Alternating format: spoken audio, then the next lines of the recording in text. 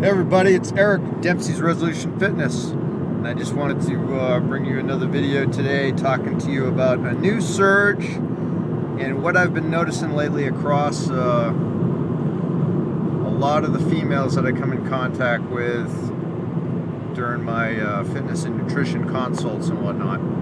So the new rage is PCOS. It's actually not new, it's been around for a long time, but it's starting to become commonplace. More often than not, hormone issues and PCOS related type hormone imbalances and different things of that nature, all stemming from thyroid, PCOS, and these other hormone conditions, are really becoming prevalent lately. Okay, they've been around for a long time, but nobody really talked about them, and there wasn't a lot of information out there about, how do you train a client who has PCOS? And what is PCOS, and how does it impact fitness and nutrition and your body composition? So, through trial and error and learning the hard way, which is typically how I do things, due to a lack of prevalent information, and it's just not a big topic, and there's not a lot out there about it to tell you as a trainer, how you should be tackling that. And it's a very complex issue. So anyway, it's commonplace.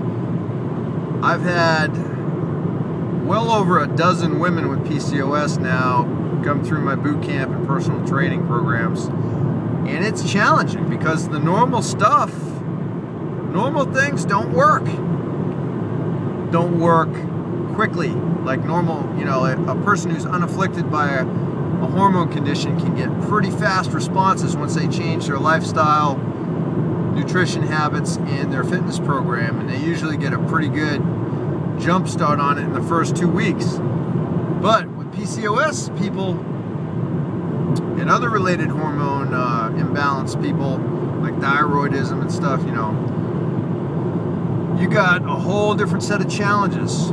So one of the big lessons learned is each person has an individual journey that they have to go on to figure out what works for them. There's no magic answer. What works for one person, won't work for another. And so you got to figure out the foods, medication doses, the right dosage that doesn't cause you to get sicker and have more impact on what's going on. But you got to figure it out, trial and error. You got to go through a full variety of different foods on all 3 macronutrients. You got to try different doses of different medications, and you got to see what makes you click, what makes it work for you. You got to read and educate yourself on it. And the big thing is you got to stay consistent, and you got to keep up the fight, because it's a frustrating long journey from what I have observed, and it's easy just to give up. So you don't want to do it. So keep fighting no matter what. Keep trying. That's what's, the ultimate thing is the consistent, relentless effort to make yourself healthy and to do better, because it does work. Okay? Every one of my clients who's had PCOS, the harder they've worked, the more progress they've made. The only thing is it's an uphill fight, and you got to keep pressing. It's harder than the average person who is not afflicted by this syndrome. But you can still do it. You just got to keep setting goals. You got to keep pushing. You got to have support. And a lot of these things apply to just everybody in general, but it's kind of magnified when you have these conditions. So find out what foods work for you. Find out what's the right dose of medication. Keep questioning everything, and don't just keep going in a direction that's not taking you anywhere. Try it for a week or 2. If it's not working, talk to your doctor. And this is a scenario where the nutrition and the fitness just has to be there no matter what's going on the medical side.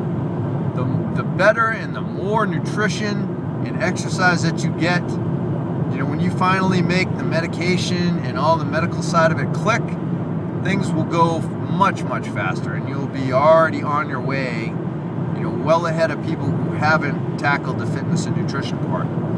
So start now, don't wait, okay? Start working on your food, start your exercise program, start working on a realistic plan with your medication. If something hasn't been working, then start reevaluating and talk to your doctor about making a change. And don't give up, most of all. Keep trying new things. You know, keep assessing things with at least 2 weeks. You gotta have 2 weeks at least before you make any kind of decisions on changing something, because you gotta give your body some type of reaction time. And you gotta have consistency in not only your fitness and nutrition program, but in the results that you monitor. Don't do something for a week and just go with that, because that's going to be very inaccurate. 2 weeks gives you a more steady baseline to judge off of, and you know, but I don't recommend going much longer than that, because you don't want to be spending a month at a time going in wrong directions. Anyway, keep up the fight, don't quit, keep at it, you know, and keep eating good and working out. No matter what, don't stop those two things, and really try to get fitness and nutrition in your lifestyle. Make it the new you, and keep pushing. Try shake things up and make it different, you know. Keep going, don't quit. And your mindset is what ultimately will set you free. So it's a complicated topic, and it's, you know, there's nothing simple about it. There's a lot of work to do, but if you've got the heart and the will to fight, you can make it happen. All right, that's the difference between winners and losers. You know, people with PCOS, they got a tougher fight, but they can still win the battle. All right, they can still, you know, win the war, and they just got to keep going. And their journey is going to be a little bit more uphill than the average person. So don't quit, don't give up. If you got that, you know, if you're suffering from that, or you know someone who is, encourage them, keep fighting, and just keep at it. You can do it. I've seen people do it. And, you know, you just got to have the heart to go the distance. All right. I hope this helps. We'll be bringing you more topics soon. Take care and have a great day.